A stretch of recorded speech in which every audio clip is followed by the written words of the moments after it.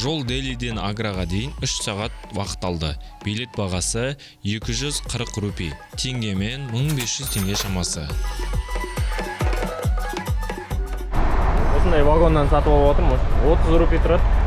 Көреміз қазір. 230 рупий. Қатты ашып көрсетсе болды.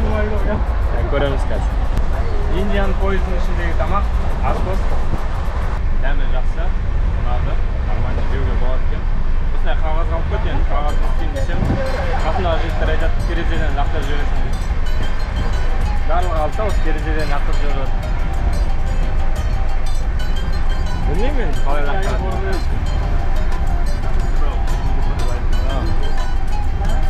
Әйтеуір қасында артында бар екен заттары. Лақтыра алмайсыз, сол қалып жүреді. 3 сағат жүріп, Аллаға шүкір, Агра қаласына